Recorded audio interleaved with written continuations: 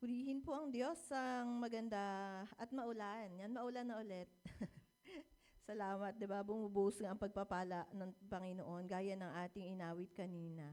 So, purihin po ang Diyos sa ating mga buhay. So, hindi naman lingid sa bawat isa sa atin ang ating tema po para sa buwan pong ito ng Hulyo. Ano po? Trust and thrive in our relationship. Yan, praise God. At kung kayo po ay nakadalo nung nakaraang prayer and fasting, natalakay po doon ng iba't ibang uri ng relasyon. Yan. So, sino po sa inyo ang in a relationship? Ay, grabe. Wala na in a relationship. Ayan. Kung naka-attend po kayo ng prayer and fasting, sabi po doon ng atin, patatayo pong lahat ay nilikha para sa relasyon. Okay? We are made for a relationship. Yan. Alam niyo po, iba't ibang uri naman kasi ang relasyon. Hindi lamang kasi ang mga kabataan, pag sinabing, are you in a relationship? Ang sagot nila palagi, hindi. Yan. Kasi para sa kanila, ang relasyon lamang ay sa mga boyfriend yata at girlfriend. Ano po? So, hindi lamang po yun ang relasyon ng bawat tao. Meron tayong relasyon, una't higit ay sa Panginoon. Dapat, may relasyon sa pamilya. Yan, may relasyon sa ating mga kapatiran at may relasyon din sa mga tao sa labas. Yan. So, yan ang bumubuo ng iba't ibang relasyon na mayroon ang bawat isa sa atin. Alam niyo po, one of the key elements how we can build a good and a strong relationship ay sa pamamagitan po ng ating pagtatalakayan ngayong umaga. So, isang mapagpalang umaga po sa bawat isa sa atin. Inaanyayaan ko po ang bawat isa na tumayo. At makibukas po kayo sa ating teksto sa magandang umagang ito. Matatagpuan po ito sa aklat ng Mateo. Yan. Matthew. Matthew 18, talata pong 21 hanggang 22. Bukas po natin ating mga sandata. Mateo 18:21 to 22. At kung kayo po ay nariyan na, malakas po nating basahin nang may lumalabas na tinig sa ating mga labi. Ngayon na. Lumapit si Pedro at nagtanong kay Jesus, Panginoon, ilang beses ko po bang patatawarin ang aking kapatid na nagkakasala sa akin? 7 beses po ba? Sinagot siya ni Jesus, hindi 7 beses, kundi 70 ulit na 7. Tayo po ay manalangin. Hallelujah. Pinupuri ka namin aming Diyos sa magandang umagang ito. Hinihiling namin, Panginoon, ang patuloy na pagsama ng Banal na Santong Espiritu sa aming kalagitnaan sa magandang umagang ito. Salamat po, alam namin ikaw ay narito at kasama namin at salamat po, ibukas mong aming mga puso, Panginoon. Ang aming mga isipan, O Diyos, alisin mo anumang katigasan o anumang ginagawa ng dyablo sa aming mga puso upang sa gayon, Lord God, ay hindi namin matanggap ang iyong mga salita sa umagang ito. Salamat po, Ama, ito ay salita mo, Panginoon. Salamat, gamit mo lamang ako, daluyan, Panginoon, ng iyong mga salita. Ngunit salamat po na ikaw ang patuloy na makita sa aming kalagitnaan. Sinasansala po namin anumang pagkilos at paggawa ng kaaway ngayong magandang umagang ito. Salamat, Lord God, salamat. Ikaw ang aming itinataas sa pangalan ng iyong anak na si Kristo Jesus. Tayo pong lahat ay magsabi ng amen. At ating palakpakan ng Diyos. Yan, palakpak po ay para sa ating Panginoon sa magandang umagang ito. Hallelujah. So, siguro base dun sa ating binasang teksto, alam na natin kung ano yung pagtatalakayan natin ngayong umaga. Ano po? So, ito po ay patungkol sa pagpapatawad. Forgiveness. Okay? Taas nga po ang kamay ng mga may nakasamaan na ng loob. Amen. Yan, lahat tayo. Ano po? Lahat tayo. Sino naman dito yung pinagkasalaan na ng iba? Amen. Di ba? Amen. Yan. Lahat din naman tayo. Yan. Sino naman yung nakagawa na ng kasalanan sa iba?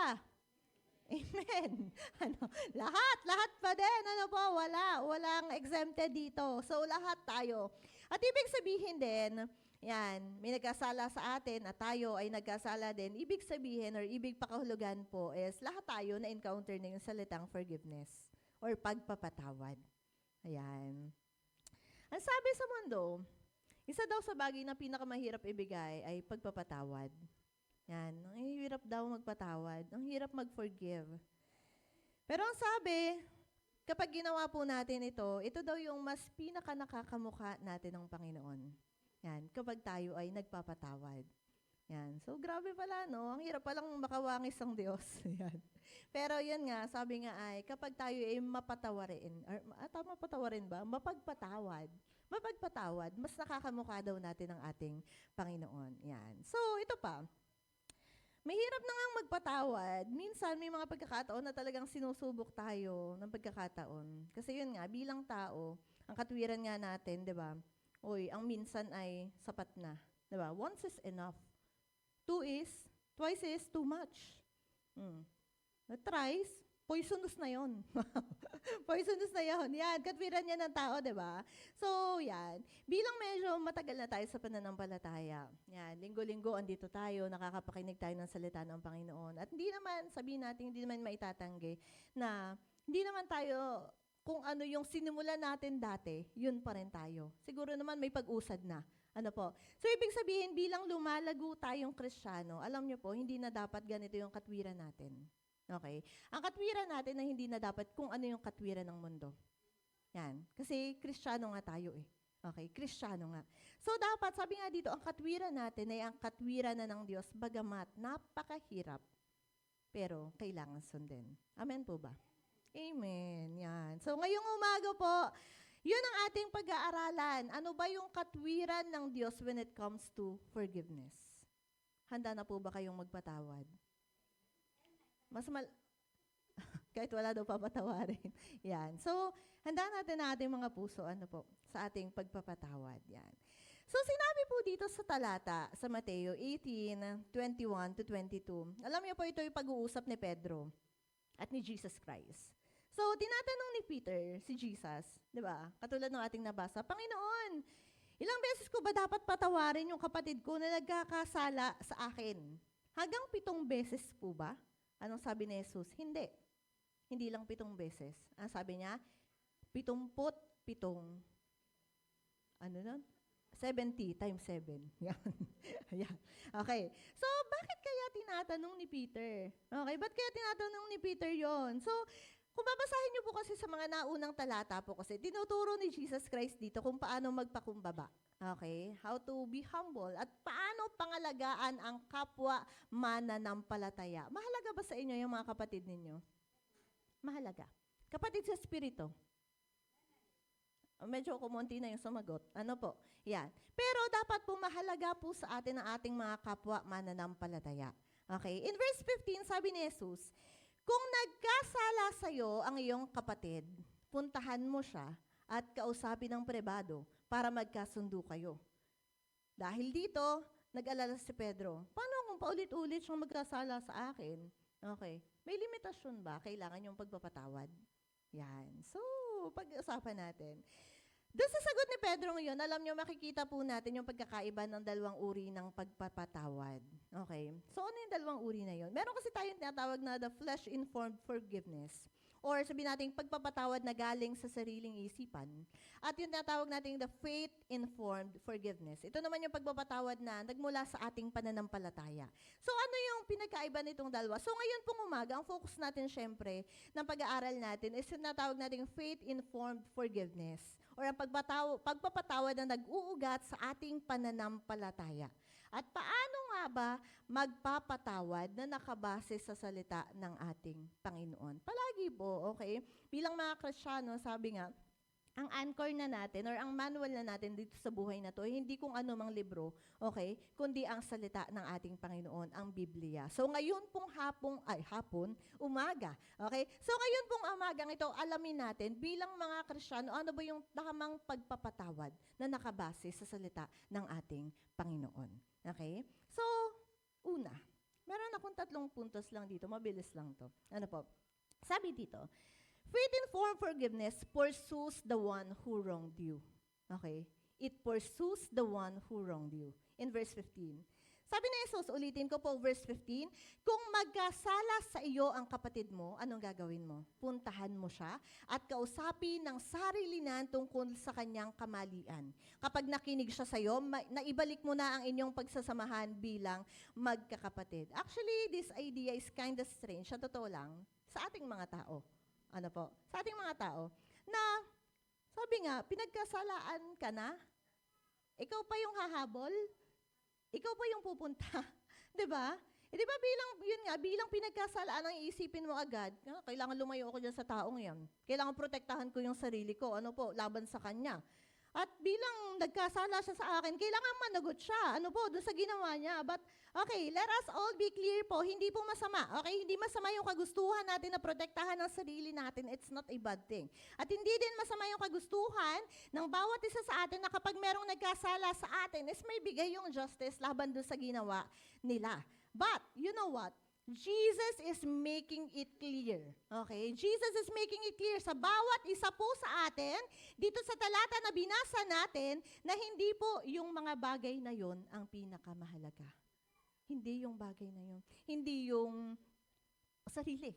Okay? Yan. Hindi yun ang mahalaga para kay Jesus. Alam niyo kung alin ang pinakamahalaga for Jesus? Yung kapakanan ng ating mga kapatid sa pananampalataya. Yun ang mahalaga, pinakamahalaga sa ating Panginoon. That is why, ang sabi nga dun sa talata, sabi doon, kausapin mo siya ng kayo lang dalawa. Kung meron po nagkasala sa atin, kausapin mo siya ng kayo lang dalawa kasi ang layunin po nun ay hindi para ipahiya siya. Okay? Hindi para ipahiya ang iyong kapatid, kundi tulungan siyang magbago at tulungang maibalik yung dati niyong magandang pagsasamahan. Yan, tinuturuan po ang bawat isa sa atin. Pero syempre, tao tayo eh. Bilang tao, di ba, pinangungunahan tayo palagi ng emosyon at pakiramdam natin. Yan nga. At sabi nga dito, ang dami nating ginagawang version ng pagpapatawad na akala natin kalugod-lugod sa Panginoon. Yan. But behind that, ang pinaparangalan mo talaga or ang sinata-satisfy mo ay ang sarili mo. Minsan sinasabi natin ito, totoo to. Pag merong nagkasala sa atin, sabihin natin, naku, wala na yan sa akin. Wala na yan sa akin. Wala na yan, hindi na mabigat sa loob ko, pinatawad ko na siya. Basta pag na-realize niyang mali siya, andito pa rin naman ako. Pag na-realize niyang mali siya, punta lang siya sa akin, maghihintay lang akong lumapit siya sa akin. Pag gusto niyang makipag-ayos. Yan. Kapatid, I am so sorry to say, but that is not how Jesus tells us to forgive. Hindi yun ang pamamaraan ng Panginoon sa pagpapatawad. According to this Bible verse that we have read, hindi pala yun. Hindi pala tama o hindi pala totoong pagpapatawad yun. Yet, minsan, nangyayari pa rin, di ba? Hinahayaan naman talaga natin, okay lang yun minsan. Nasabi nga dito, kailangan nating maghintay minsan na lumapit ang kapatid na makipag-ayos sa atin at patuloy na panalangin siya. But, sabi nga po dito, that is only after na ikaw ang unang lumapit sa Kanya. Kapag nagawa mo na yung paglapit mo sa Kanya, doon sa nagkasala sa'yo, at parang hindi pa rin siya ayos, okay, then you have done your part. Okay? You have done your part, maghihintay ka na lang na lumapit siya. Pero ang sabi nga po dito, uulitin ko po, kailangan lalapitan mo. Ikaw ang unang lalapit sa Kanya. Kaya lang tayo kasi mga tao, bakit naman ako? Di ba? Ay, siya ang may kasalanan, hindi siya lumapit. Di ba? Katwiran nating mga tao yun eh. Pero yun nga, uulitin ko po. Tayo ay mga Kristiyanong lumalago na hindi na ang katwiran natin, kundi ang katwiran ng Diyos. Ang dapat na mangyari sa ating mga buhay. Sabi nga po, ang totoong pagpapatawad ay may pagkilos. May pagkilos. At ikaw mismo ang lalapit ng may pagpapakumbaba. Grabe, ano po ang hirap? Ang hirap. Yan. Pero yun nga, sabi nga, kailangan may pagkilos. Ikaw dapat ang lalapit ng may pagpapakumbaba para ayusin ang gulo kahit ikaw naman ang ginawa ng kasalanan. And that is the very opposite ng gusto natin personally. Personally, diba? At ang kalakaran dito sa mundo. But, sabi nga po, iyon yung sinasabi ng ating Diyos. Yun yung sinasabi ng ating Panginoon. Uulitin ko po, unang puntos.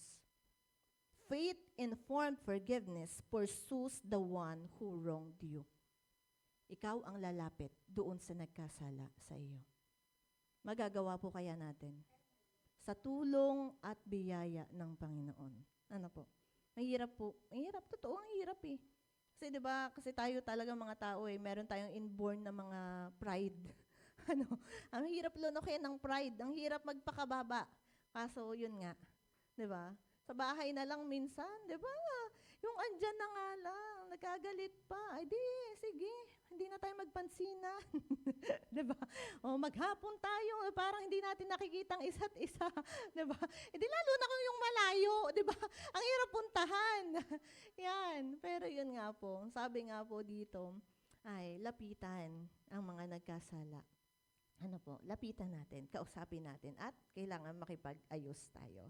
Number 2, sabi dito, pag sinabi natin faith-informed forgiveness, sabi dito, it is wisely limitless. Balik tayo dun sa ating talata ngayong umagang ito. In verse 21 to 22, lumapit si Pedro at nagtanong kay Jesus, Panginoon, ilang beses ko po bang patatawarin ang aking kapatid na nagkakasala sa akin? 7 beses po ba? Sinagot siya ni Jesus, hindi 7 beses, kundi 7 ulit na 7. 7 ulit na 7. So dito, sa binasa natin, makikita natin ano yung impluwensya talaga ng laman sa ating mga buhay. Kasi si Pedro, ina-acknowledge na yung guidance nitong si Jesus Christ, pero gusto niyang lagyan ng limitation yung guidance na yon. So nagsuggest si Peter ng number or times na pinaniniwalaan niya na kapag binigay niyong 7 times na yon, na pagpapatawad, very gracious na siya. Very forgiving na siya. Sabi nga po dito, kailangan ko bang patawarin ng 7 times yung kapatid na nagkasala sa akin ng paulit-ulit? And believe me as a person, 7 times is already too much. Diba? Totoo. Tama po ba? Parang sobra naman, 7 beses. 7 beses, sobra-sobra na yun sa atin. Okay? So dito, alam niyo po ba, sa pagsasabi na yun ni Pedro, na 7 times po ba? Alam niyo, he is protecting himself. Okay? But, ang pinaka-priority niya talaga sa pagsasabi ng 7 beses na po ba is elevating his own pride. Kasi feeling niya, oy, grabe ang gracious ko ha. Grabe ang mapagpatawad ko ha. Doon sa 7 times na yon. Okay? So, ine-elevate niya yung pride niya, itinataas niya yung sarili niya. Okay? Kasi feeling niya, sobra-sobra na yon. Na kapag pinatawad niya ng 7 beses yung kapatid niya, sobra-sobra na yon. Okay? Kung sa katwiran kasi ng tao talaga ba, hayaan kung paulit-ulit akong apakan, paulit-ulit akong saktan nitong taong ito, ano magiging tingin ng tao sa akin? Gusto bang isipin ng ibang tao sa akin na okay lang, nasaktan ako ng saktan, na pagkamalian ako ng pagkamalian, na hinahayaan ko lang? Diba, ganun tayo bilang tao kasi. Yun yung isip natin. Diba, ano sabihin ng ibang tao sa akin? Yan tayo palagi. Okay? Pakatandaan po natin, ang priority po ng pagpapatawad kapag ito'y galing po sa ating sarili at galing po sa ating laman ay walang iba kundi proteksyonan ang sarili. Okay po? Yan po. Malalaman ninyo na ang pagpapatawad ay galing sa sarili nyo lamang kung ang gusto nyo lamang palagi ay proteksyonan ang inyong sarili. Well-being lang po ng sarili ang iniisip. Yan. Pero dahil nga, paulit-ulit po tayo doon sa katotohanan na yon na tayo bilang namumuhay na, hindi na sa mundo, kundi sa ating Panginoong Hesus. Sabi nga po dito, yung katwiran ng Panginoon ang dapat na nating sinusunod at hindi kung ano yung nararamdaman natin. Okay po? Hindi na base sa pakiramdam. Dapat hindi na tayo na-overpower ng kung ano yung emotions na meron tayo. Yan. Kundi kung ano na yung tinuturo sa salita ng ating Panginoon. Nung sinabi po ni Peter na, Jesus, 7 times ko ba na kailangan patawarin yung offender ko?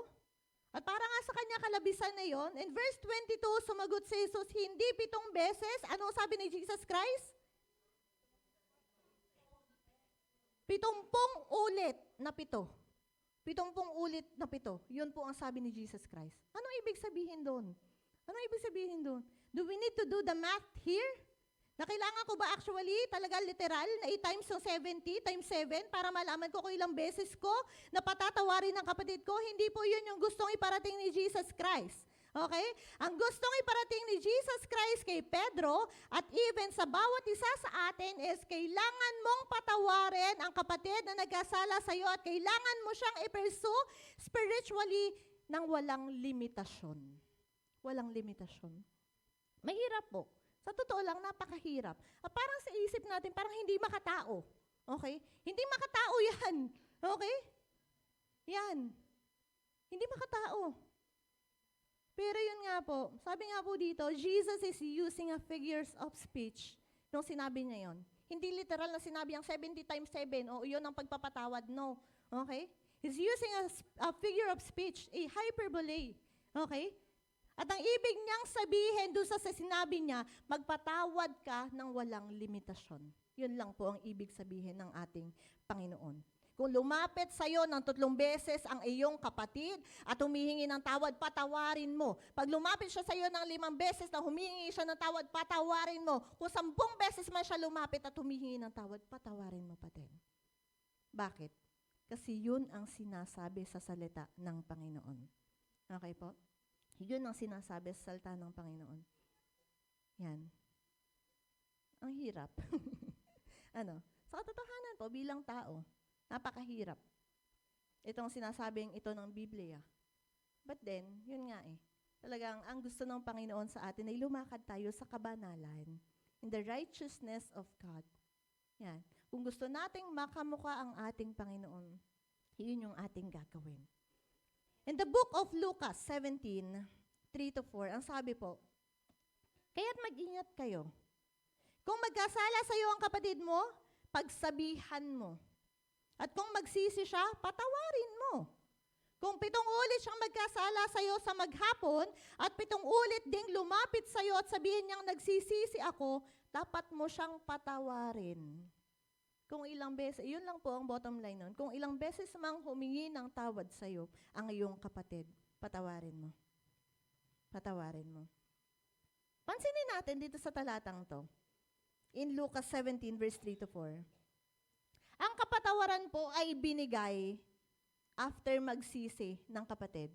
Yun ang sabi dito sa talatang to.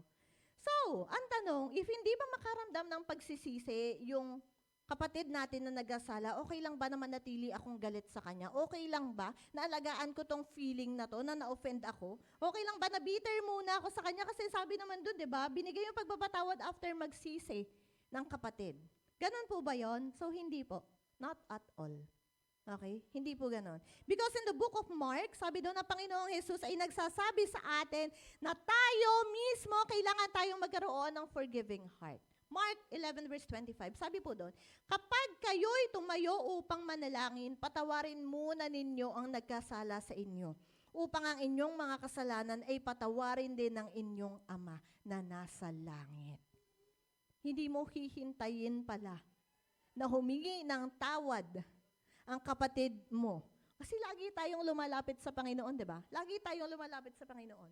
At sabi nga dito, bago ka manalangin, okay? Lahat ng mga pagkakasala sa'yo, ng mga kapatid mo, patawarin mo muna. Bakit? Para patawarin ko yung mga kasalanan mo.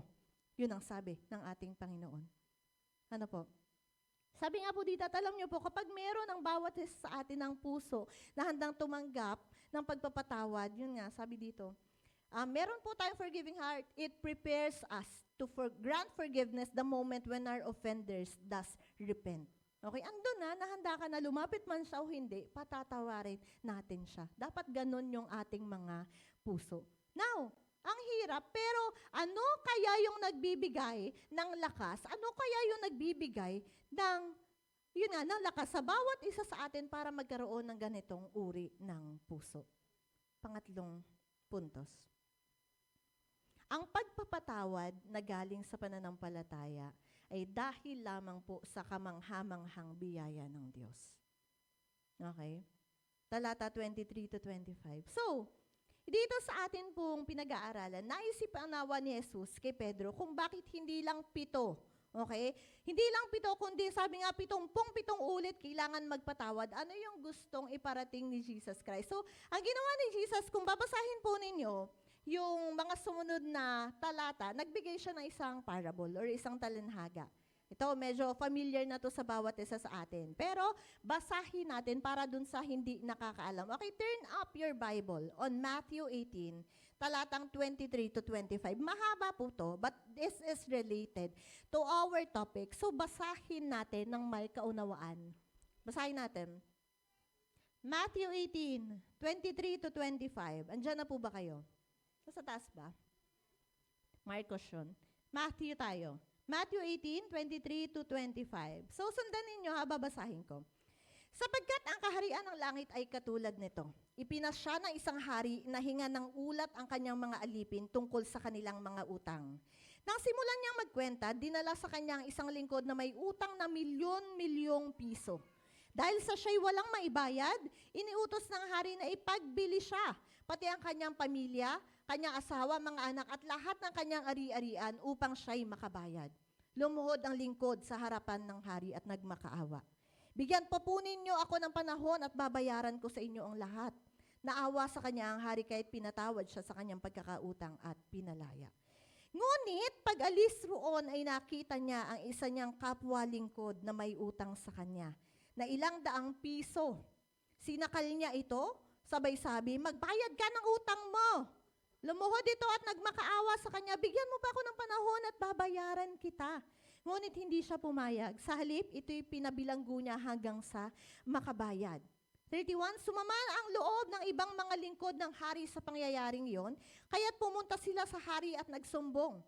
Pinatawag ng hari ang lingkod na iyon. Napakasama mo, sabi niya. Pinatawad kita sa utang mo sapagkat nagmakaawa ka sa akin. Naawa ako sa iyo. Hindi ba't dapat ka rin sanang nahabag sa kapwa mo? At sa galit ng hari siya ipinibalanggo hanggang sa makabayad ng buo ang kanyang utang. Mabayaran ng buo ang kanyang utang. Gayon din ang gagawin sa inyo ng aking ama na nasa langit kung hindi ninyo taus-pusong patatawarin ang inyong kapatid. Ang ganda po ng parable na ito. Okay? Yan. So, dito sa talatang ito, sabi doon, sa unang mga talata, sapagkat ang kaharian ng langit ay katulad nito. Ang ibig buong sabihin ni Jesus kay Peter dito is, sa kabila ng sobra-sobrang kasalanan na meron tayo sa ating Diyos, kanino tayo nagkakasala? Sa ating Panginoon. Una tigit sa ating Diyos. Di ba nung tayo, wala pa tayo dito sa ating, nung hindi pa tayo naligtas? Di ba? Sobrang makasalanan natin. Yan. Sobrang makasalanan natin. Eh, sino ba yung Diyos? Sabi nga, di ba, Diyos ng mga Diyos, hari ng mga hari, hindi siya basta Diyos eh, hindi siya basta tao. Okay? Yan. Pero sabi nga dito, bagamat ganon ang katatayuan ng ating Panginoon, anong ginawa niya? Pinatawad niya pa rin tayo. Ngayon, sabi nga po dito, kung grabe yung kahabagan na pinakita ng Diyos sa bawat isa sa atin, na sobra-sobra din yung kasalanang nagawa against God, anong dahilan mo para ipagkait yung pagpapatawad na nakamtan natin galing sa ating Panginoon? Diba? Ikaw nga nagkasala ka din eh. Grabe din yung kasalanang nagagawa natin sa ating Panginoon. Pero sabi nga doon, gaano man kagrabe, gaano man kadumi, kalaki, yung pagkakasala na ginawa natin against God, pinatawad tayo ng Panginoon. So what is your reason not to forgive those, okay, who offend you? Itinanggap mo yun sa Panginoon. Okay? Pero gaya nga po ng sinabi ko, kapag i-focus po natin sa sarili nating damdamin, ang kaisipan, pag magpapatawad tayo, talagang minsan mas magiging matimbang eh, yung sakit na nararamdaman mo. Hindi, nasaktan ako eh. Sobra yung sakit, sobra yung ginawa sa akin. Okay? Ng mga nagkasala sa atin. At kapag ganito po ang pananaw natin, nagiging mali yung tingin natin sa sitwasyon. Okay po? Ang nangyayari, mas napapalaki natin yung kasalanan ng iba. At sa mata natin, nagiging kontrabida sila. Okay? Marami po ba kayong kontrabida sa buhay niyo? Sana po wala. Ano po? Pero yun po, kapag hinahayaan natin na yung emosyon natin, kapag yung damdamin natin, ang hinayaan natin na maghari dyan sa loob mo, anong nangyayari ganon? Nagiging kontrabida ang tingin mo doon sa nagkasala sa'yo at ang ending, lumalaki ang tingin natin lalo doon sa ginawa nilang pagkakasala sa atin. At dahil doon, nagiging matigas ang puso natin na magpatawad. Pero alam niyo po, yung kamanghamanghang katotohanan or yung gospel na itinuro sa atin ni Jesus sa kwentong ito po ay nagre-remind sa bawat isa sa atin na yung mga tao po na nakasakit sa atin, hindi po sila kontrabida. Hindi kontrabida yan, yung mga taong yan, okay? Hindi sila kontrabida.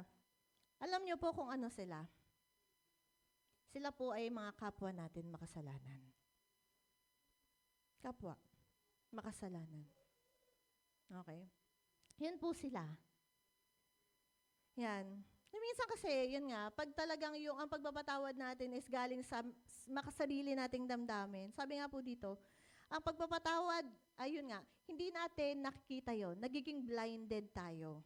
Okay? Natatakpan yung sabihin nating maayos na pag-iisip natin. Pero sabi nga po dito, ang pagpapatawad na may pananampalataya ay nagmumula sa pag-amin na parehas lang kaming makasalanan.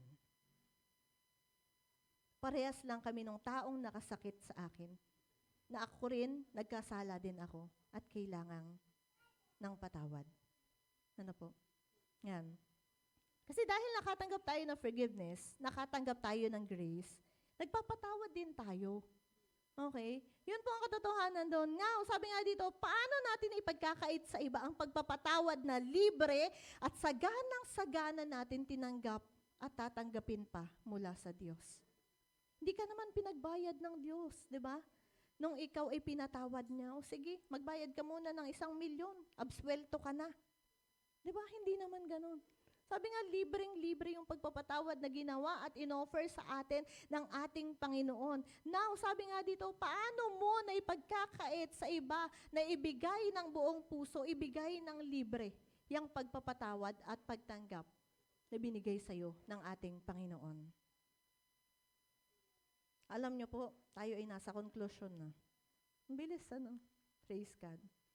For our conclusion, ang pagpapatawad po ay hindi isang option lamang para sa mga Kristiyano. It is not just an option. Kailangan mo itong gawin kung gusto nating maging totoong Kristiyano. Yan. You need to be, yan, mapagpatawad. Kung susunod tayo kay Jesus, kailangan nating magpatawad. Ninanais po ba nating sumunod sa ating Panginoon? Diba? Palagi natin sinasabi, Lord, I want to follow you. Kaso minsan doon sa simple, hindi naman sa simple, hindi natin inaano. Okay? Mabigat din po talaga. Kaya lang nga, yun ang sinasabi ng salita ng Diyos eh. Ano po? Yun ang sinasabi ng salita ng ating Panginoon. Na kung gusto nating sumunod sa ating Panginoong Jesus, you need to give the forgiveness. Ano po? Wala tayong ibang pagpipilian. Hindi po option na, hindi, ayokong patawarin, sobrang laki na kasalanan niyan sa akin. Hindi po. That is not an option. At sabi nga, dapat tayong magpatawad kung paano tayo pinatawad ng Diyos. Pagpapatawad sa atin ng Diyos, hindi naman half-hearted eh. Kasi minsan, di ba, ganun tayo magpatawad. Sige na, pinapatawad na kita. Diba? Totoo naman. Ganun tayo mga tao. Tapos isang araw, pag nangyayari, nasabi ko na nga ba eh, kaya ganyan. Diba? Andun pa rin. Sinabi mo lang sa bibig mo na nagpapatawad ka, pero hindi tao sa puso mo. Ano po? Yan. At hindi yun yung pagpapatawad na binigay sa atin ng ating Panginoong Jesus. Kasi nung pinatawad tayo ng ating Panginoon, sabi nga, buong puso yun. Walang kulang, walang hinihinging kapalit. Kaso minsan tayo, sige, pag nagbago ka, patatawarin na kita. Pag hindi mo na ginawa ulit yan, babalik ka na dito. May mga condition tayo. Sabi nga po, yung miracle ng pagpapatawad na natanggap natin ay dapat din nating ibigay sa iba. It should be offered to everyone. Ano po? Yan.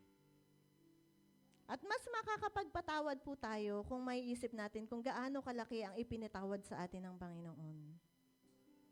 Yan. Bagamat sabi nga ni Emboy kanina, yan, kasi 'di ba merong mga katuruan na you should not dwell on the past.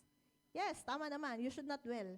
Pero, okay, sa kabutihan ng Panginoon, 'di ba? Dapat naaalala natin na ako dati ganito ako. Pero dahil grabe yung pag-ibig ng Diyos, dahil pinatawad ako ng Diyos kahit sobra-sobra yung kasalanan ko dati. Okay? Sabi nga po dito, makakapagpatawad ka. You will be able to forgive kapag inalala mo yung mga kasalanan na ginawa mo dati. Gaano man kabigat siya, gaano man kagrabe siya, pero pinatawad ka ng Panginoon. Alam niyo po, ang pinakamagandang dahilan para magpatawad ay ang pag-alala sa dami ng kasalanan mo na pinatawad ng Diyos. Yan. Ang dami ng kasalanan natin na pinatawad ng Diyos. Ano po? Sipin mo yung parusa na dapat sana ay nakuha mo, pero hindi mo nakuha, hindi nangyari. Bakit? Dahil sa kabutihan ng Panginoon. Dahil pinatawad tayo ng Panginoon. Kasi ang totoo po niyan, lahat ng mga choices natin, lahat yan may kaakibat pong consequences. May kaakibat po. Pero yung kamatayan, na hindi binigay sa'yo, dahil pinatawad ka, di ba grabe yun? Grabe yun. Ano po? Sabi nga ni Jesus sa kanyang mga salita, ang pinatawad ng kaunti, kaunti lang din ang pagmamahal. Yan. Pero tayo, di ba, kinikilala natin na sobra-sobra yung pagpapatawad ng Diyos sa bawat isa. At alam niyo po, ang dali o hirap ng pagpapatawad mo sa iba ay nakadepende sa kung naaalala mo pa kung gaano kalaki pinatawad ng Diyos.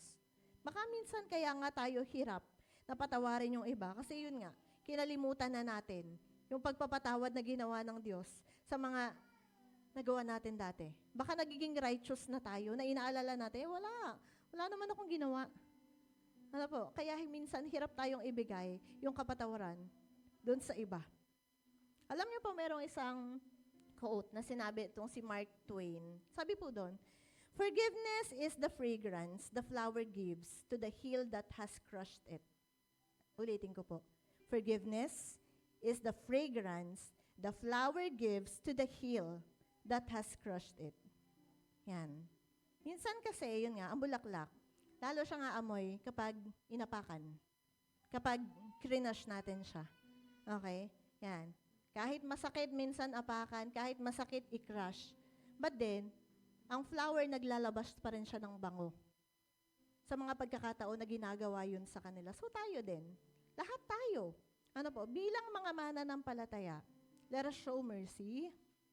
Let us give forgiveness sa bawat isa.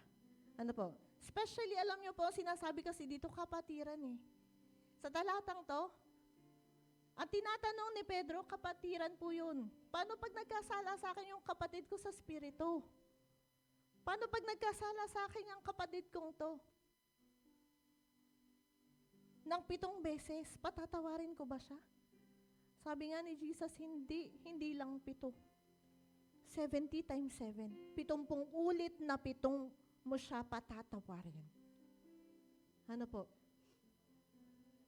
At bilang pagtatapos po, sa aklat po ng Efeso 4 verse 32, ang sabi po doon, magmagandang loob kayo sa isa't isa, maging mapagmahal at mapagpatawad, gaya ng pagpapatawad sa inyo ng Diyos sa pamamagitan ni Kristo. Praise God. Kung magagawa po natin ito sa isa't isa, tutulungan din tayo ng Banal na Espiritu na gawin ito. Yan. Sa kahit na sino. On our own talaga mahirap eh. Sabi nga, pag sa sarili talaga mahirap. But then sabi nga, nagagawa ko ang lahat ng ito dahil sa lakas na kaloob sa akin ni Kristo. Hindi talaga ikaw. Okay? Hindi ikaw. Kung sarili talaga, ang hirap magpatawad, ang hirap i-let go. 'Di ba? Ang hirap sabihin, okay lang. But then, yun nga, nagagawa natin ito, hindi sa ganang ating lakas, kundi sa lakas na kaloob ni Kristo sa bawat isa sa atin. Amen? Amen. So, sa magandang umaga pong ito, I would like to invite each and every one of you to stand up. Ito, palasak na to eh. Palasak na, palagi na nating inaawit to. Alam nyo na to. Ano po? But then, yun nga, sa pag-awit po natin ito ngayong umagang ito, maging tunay sa atin, katulad nung ating napakinggan. Ano po? Maging tunay sa bawat isa sa atin, na kapag ikaw ay pinagkasalaan, ano ang sabi? Ano sabi ng Panginoon? Lapitan natin. Lumapit ka, ikaw na nasaktan. Ano po? Hindi yung sasakit kasi ang lalapit pala ang una. Ikaw na nasaktan, ikaw pala ang unang gagawa nun. Especially dahil kilala mo si Kristo. Okay? Especially dahil nasa iyo si Kristo. Ano po? Yan. So, salamat sa Panginoon, bigyan tayo ng Diyos ng lakas upang magawa ang lahat ng ito. Ano ano po, sa tulong at sa biyaya palagi ng Diyos. Sa tulong at sa biyaya ng Panginoon. Hallelujah. Sige po, awitin natin.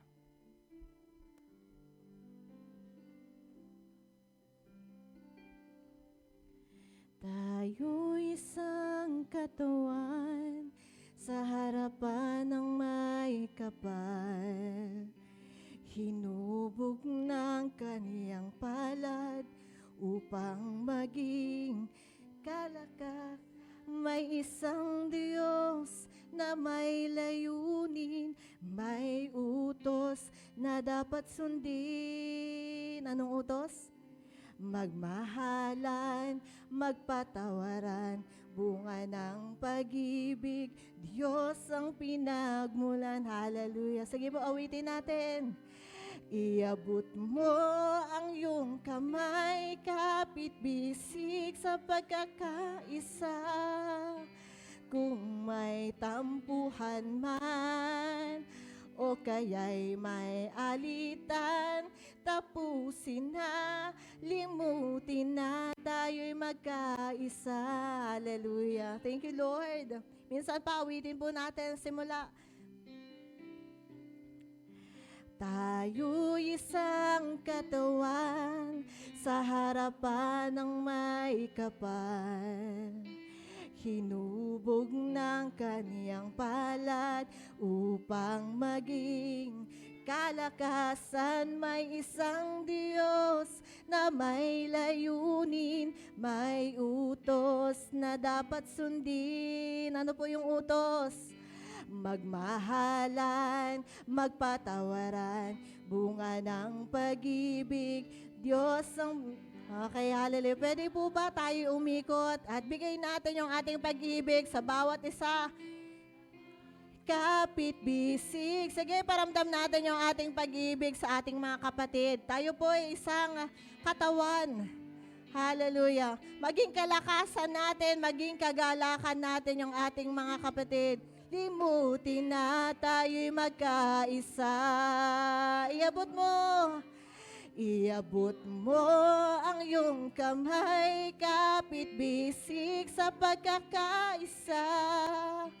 Kung may tampuhan man, o kaya'y may alitan, tapusin na, limutin na, tayo'y magkaisa. Pagkat ngayon ang panahon ng pagsasama-sama, sino ka man, saan ka man, di na ito mahalaga. Pagkat ngayon ang panahon ng pagsasama-sama, sino ka man, saan ka man, di na ito mahalaga. Pagkat ngayon ang panahon ng pagsasama-sama, sino ka man, saan ka man, di na ito mahalaga. Iabot mo ang iyong kamay, kapit bisig. Kung may tampuhan man, o kaya'y may alitan, tapusin na, limutin na, tayo'y magkaisa. Sama-sama po nating awitin. Iabot mo ang iyong kamay. Pwede po ba hawakan natin yung ating mga katabi? Hawakan natin yung kamay. Kung may tampuhan man, o kaya'y may alitan, tapusin na, limutin na, tayo'y sa huling pagkakataon. Iabot mo ang iyong kamay.